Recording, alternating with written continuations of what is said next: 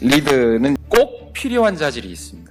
그 조직과 사회를 위해서 꼭 필요한 리더십의 자질이 있고, 그 다음에는 없어도 되는 게 있습니다. 자기가 리더가 되는 데까지 필요한 자질이 있고, 리더가 됐을 때 꼭 갖추지 않으면 국민들이 불행해질 것 같아서 꼭 갖춰야 될 자질이 있습니다. 모두에게 필요한 자질로서 저는 품성에 있어서 성실, 공정, 신뢰, 절제, 헌신, 책임, 이 덕목들을 다 가져야 한다고 생각합니다. 신념이 강해야 됩니다. 자기 확신이 강해야 되고, 난관에 맞서서 그것을 돌파하고 극복하려는 강한 의지, 용기, 결단, 이런 것이 지도자에게는 반드시 필요합니다. 왜냐하면 수많은 위기가 있을 수 있고 또 수많은 장애가 있기 때문에 이런 것을 돌파해 나가는 데는 반드시 이 자질이 필요합니다. 신념과 용기, 결단, 이런 것입니다. 그 다음에 더 중요한 것은 판단력입니다. 갑시다! 이렇게 말하는 사람이 지도자거든요. 가자는 대로 갔다가 그 판단이 잘못됐을 때 낭패 보지 않습니까? 그렇게 여러 사람 낭패 보이지 않을 판단력을 가져야 됩니다. 그 판단력이 논리와 직관, 끊임없는 대화와 토론, 훈련, 이런 것을 통해서 성장합니다. 타고나는 것도 좀 있겠죠. 역사를 꿰뚫어 볼 줄 아는 판단력을 우리는 흔히들 통찰력이라고까지 얘기를 합니다. 통찰력은 정치 지도자에게 있어서는 역사의식을 말하는 것입니다. 그 밖에 이제 설득을 잘하고 말도 잘하고 연설도 잘하고 대화도 잘하고 무대에 나오면 제스처도 좋아야 하고 얼굴도 잘생겨야 되고 때로는 선동의 능력도 있어야 되고, 근데 이건 없어도 할 수 있습니다. 민주주의 사회에서 이것 갖고 다 되는 게 아니라는 거죠. 국민들이 재주를 요구하면 정치인이 재주를 부립니다. 오늘날 많은 정치공학 교과서들 읽어보면서 답답한 느낌을 받는데, 국민들을 어떻게 속일까? 어떻게 분위기를 잡아서 격앙하게 해서 몰아붙일까? 어디를 자극할까?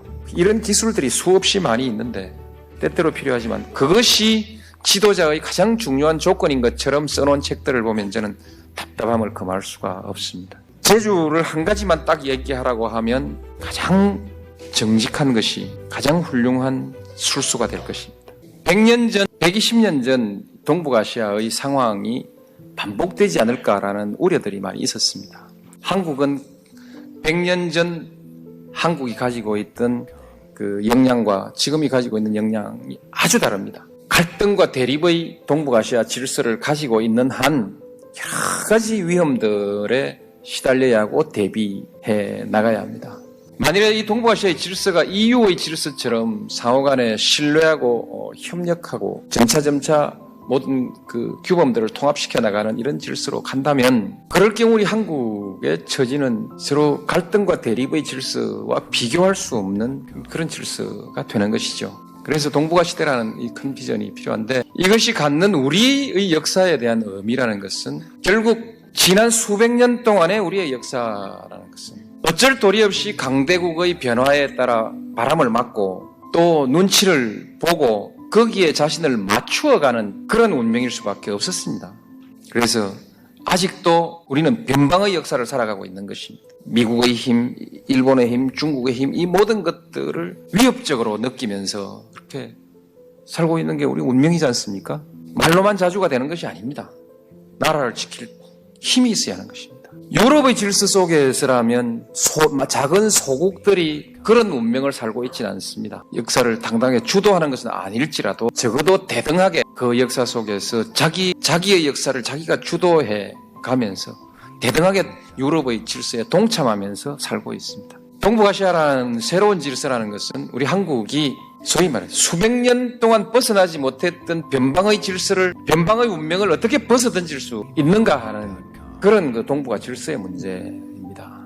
그래서 이 문제에 대해서는 여러분이 각별히 관심을 가지시고요. 우리가 항상 과거의 역사를 읽으면서 마음속에 담아왔던 민족, 자주, 독립, 이 꿈을 우리가 실현해 나가는 것이거든요. 그래서 동북아 시대라는 것이 그런 의미를 갖는다는 것을 여러분들께 우리 민족의 위치를 바꾸고 변방의 역사라는 이 운명을 한번 바꿔보자라는 그런 생각이 그 안에 들어있다는 것을 여러분 좀 이해하시면서 관심을 특별히 좀 가져주시기 바랍니다. 감사합니다.